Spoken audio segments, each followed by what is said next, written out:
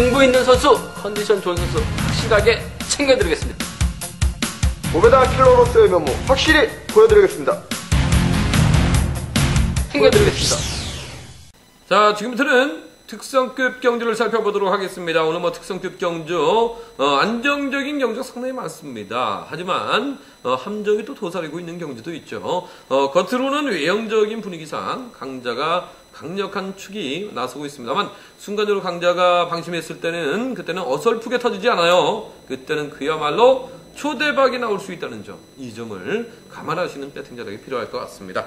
오늘의 관심 경주는 많은 분들이 궁금해하시는 결승 경주가 준비가 되어 있습니다. 그리고 배당 가능성이 높은 경주는 14경주가 배당 가능성이 가장 높아 보이지 않나. 14경주는 배당 가능성을 한번 함께 설명을 드리겠습니다. 먼저 11경주와 12경주 분위기를 권승철 기자님께서 간략하게 브리핑을 해주시겠습니다. 예, 광명특성급 11경주 김민철이 저는 좀 아쉬움을 남겼어요. 흥미권에 밀려나면서 결승 진출이 좌절이 되는 모습을 보여줬습니다만 컨디션은 괜찮습니다. 김민철 입장에서는 지역 후배입니다. 이으뜸을 적극 활용 나가면서 타이밍 조절해 나갈 가능성이 상당히 높아요. 이으뜸도 대선배 김민철 인정하고 앞선에서 힘을 써준다면 김민철 1호 활용 나가면서 짧게 투입하면서 전략국 완승으로 이번 경주 쉽게 마무리가 될 수 있는 경주라는 점 말씀드릴 수가 있겠는데, 이것 때문에 김민철과 정면 대결 펼쳐 나간다면야 배당 나올 수는 있을 것 같습니다만 싸우지는 않을 것 같아요. 두 선수 연합 적극적인 승부 한번 가져가 볼 수 있지 않나 생각해 볼 수가 있겠습니다.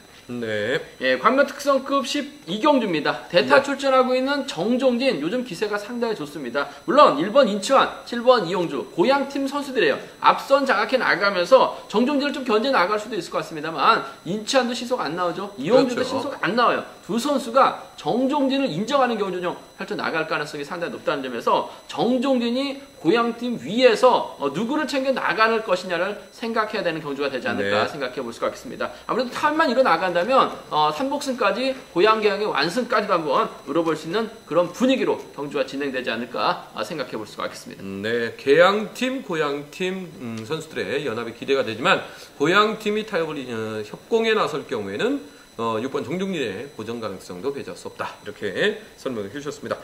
관심 경주 13경주 잠시 후에 설명을 드리겠고요. 14경주 5번 이영구가 축으로 나서고 있는데 5번 이영구 선수가 전일 아쉬움을 남겼습니다. 오늘 경주에서 이번 경주 강축으로 나서고 있는데 조금 불안한 그런 요소도 없지 않아 있는 경주입니다. 기자님, 5번 이영구 선수 어떠한 상황에서 무너질 수 있다고 보십니까? 네, 일단 5번 이영구 선수가 활용해 나갈 선수가 6번 노태경이라든지 1번 이진웅 선수가 될 것 같은데, 만약 이들이 앞선을 장악해 나가지 못하거나 또 기습 나설 선수를 넘어서지 못할 경우에는 5번 이영구 선수도 함께 고전할 수 있는 경주인 것 같습니다. 저는 수도권 선수들인 3번 고요한 선수와 7번 홍영기 선수의 연합에 의해서 배당이 만들어질 수 있는 상황인 것 같은데, 3번 고요한 선수도 한 바퀴 타점 잡아 나간다면은 빠른 시속으로 경주를 주도해 나갈 수 있기 때문에 3번이 기습 나서고 노련한 7번 홍영기 선수 후미권 견제 나가면서 직선 반격까지 노려볼 수 있는 편성인 것 같습니다. 네, 1번 이진웅을 5번 이용구가 믿었는데 이진웅이가 구야를 못 넘어간다.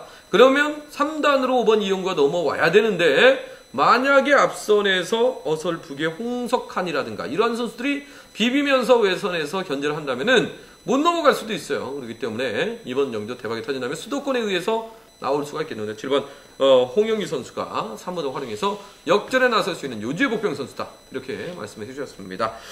이렇게 14경주까지 살펴봤고, 지금부터는 오늘의 하이라이트 경주이면서 이번 주에 최대의 빅게임 하이라이트 경주죠. 13경주 결승 경주를 지금부터 면밀히 분석을 해드리겠습니다. 이번 광명 특성급 13경주 먼저 라인적인 측면부터 여러분들께 설명을 드려야 될 것 같습니다. 먼저 김해팀의 라인 추천 차권을 설명을 해주시기 전에 먼저 김해팀의 작전 간략하게 한번 설명을 해주시죠. 예, 전일에 이어서 3명의 선수가 다시 만났습니다. 4번 이명현, 2번 황순철, 6번 박용범이 아무래도 앞선 장악해 나가면서 전일과 비슷한 양상으로 경주가 진행될 가능성이 상당히 높죠. 김해 AB팀, 같은 팀이나 다름없는 선수들이긴 합니다만 엄밀히 따져본다면 김해 A와 B는 확실하게 선을 그을 수 있는 상황인 것 같습니다.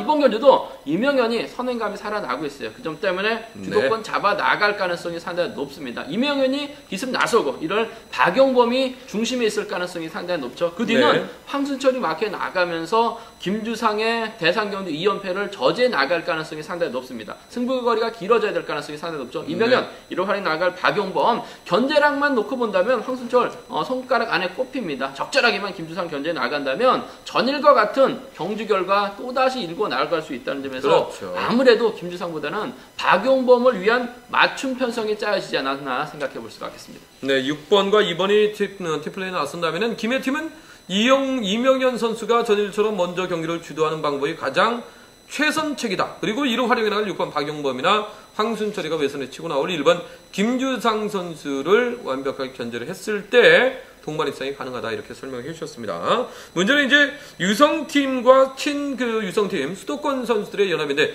김주상 선수가 그런 이야기를 했어요. 이번 대상 경주에서 만약에 충청권 선수들이 많이 못 올라가면 제가 화요일날 전화 인터뷰를 가졌을 때 제가 그런 이야기를 했습니다. 김해팀 선수들이 많이 올라가고 만약에 충청권 선수들이 많이 올라가지 못한 상태에서 수도권 선수들이 있다. 그러면 수도권 선수들과의 협동도 어느 정도 가능하느냐 이렇게 물어봤더니 경남보다는 수도권이 편하다. 예전에 동계훈련할 때 수도권 선수라고 그래도 같이 훈련도 했었고 하기 때문에 수도권 선수들이 그나마 편하다고 이야기를 했고 전일 경주도 경상권을 상대로 완벽하게 수도권과 충청권의 조화를 이루어서 완승을 거둔 바가 있습니다. 그렇기 때문에 1번 김주상 선수도 결코 무시할 수가 없겠는데 외선에서 반격을 시도할 가능성이 있습니다. 반바퀴 전후에서 저치기 승부를 시도하지 않겠는가 예상이 되어집니다. 그렇다면 일단 뭐 결론을 내려야 될 것 같아요. 일단 권 기자님께서 보시는 기본 차권 어떻게 보십니까? 6번 박용범과 황순철의 완승 가능하다고 보십니까? 예, 뭐 이명현의 역할이 얼마만큼 힘을 써주고 황순철의 후미 견제력이 얼마만큼 탄탄하느냐에 따라서 아무래도 김해팀의 완승, 김주상의 반격이 아무래도 엇갈릴 가능성이 상당히 높다는 점 말씀드릴 수가 있겠는데요. 일단 뭐 이명현 자체가 예전에 그 기량까지는 아직 못 미칩니다. 확실한 건 직전 경주에서도 보여줬듯이 선행감이 살아나고 있고 저치기 감이 많이 살아나고 있어요. 이를 박용범이 철저하게 믿고 황순철의 견제력이 통한다면 김주상 나오기 쉽지 않은 상황인 것 같습니다. 그렇기 때문에 아무래도 박용범의 우승 가능성, 황순철이 후미만 적절히 나간다면 동반 입상까지도 충분히 기대해 볼 수 있는 경주가 되지 않을까 생각해 볼 수가 있겠습니다. 네, 6번 박용범과 2번 황순철 컨디션이랄 기량적인 측면에서 월등히 앞선 그런 상황인 것 같습니다. 문제는 1번 김주상의 반격이 통할 수 있느냐 시속이 문제가 될 것 같아요. 나기는 어떻게 보십니까? 1번 김주상의 반격 충분히 가능하겠습니까? 네, 그렇습니다. 일단 4번 이명현 선수가 금일 같은 경우는 승부거리가 길어질 가능성이 높기 때문에 그렇죠. 1번 김주상 선수에게도 충분히 저치기 타점이 나올 수 있는 상황인 것 같습니다. 1번 김주상 선수 11조 초반으로도 충분히 저치기 승부를 펼쳐 나갈 수 있는 선수라는 점에서 반바퀴 정도에서 자신의 타점만 제대로 잡는다면 충분히 배열을 넘어갈 수도 있는 상황인 것 같습니다. 1번 김주상 선수가 앞선을 장악해 나간다는 상황에 따라서는 1번 김주상 선수의 머리 가능성도 충분하기 때문에 이번 경주는 1번 김주상 선수는 차선책으로 충분히 공략해 볼 수 있는 상황인 것 같습니다. 그렇다면 1번 김주상을 중심으로 해서 16이라든가 아니면 아예 1번의 뒤를 쫓을 5번 박건미 선수 이런 선수도 가능성이 있지 않겠습니까? 그래서 1호 가능성까지 16이나 1호 가능성까지 한번 노려보는 이러한 배팅 전략이 필요하지 않겠는가 예상을 가져볼 수가 있겠습니다. 정리를 해드리겠습니다. 기본적인 전략은 당연히 6번 박용범이가 지금 결혼을 얼마 앞두지 않은 상황입니다. 그렇기 때문에 지금 결혼 준비 때문에 훈련량이 좀 떨어지긴 합니다만은 결혼을 앞두고 있는 6번 박용범에게 최고의 선물, 신부에게 최고의 선물은 이번 대상경주 우승 트로피밖에 없는 것 같습니다. 그렇기 때문에 더욱더 욕심을 낼 것 같아요. 그래서 주변의 분위기도 박용범 선수를 조금 도와주는 이런 분위기가 형성되지 않겠는가 예상이 되어집니다. 6번과 2번의 김해팀의 완승 먼저 보겠고요. 1번 김주상의 반격 충분히 나올 수 있습니다. 16과 1호 경주는 중배당 전략으로 이번 경주 살짝만 노려보겠습니다. 이렇게 특성급 경주까지 살펴봤습니다. 1호 경주 이변이 상당히 많을 것 같습니다. 저희는 내일 6543 현장 속보, 6640 현장 속보, 그리고 KR레이싱 경륜 오픈 현장 속보를 가지고 여러분들과 현장에서 다시금 호흡을 맞춰 나가도록 하겠습니다. 내일 1호 경주 스포츠 조선배의 건승을 기원하겠습니다. 감사합니다. 승부 있는 선수, 컨디션 좋은 선수 확실하게 챙겨드리겠습니다. 고배당 킬러로서의 면모 확실히 보여드리겠습니다. 챙겨드리겠습니다.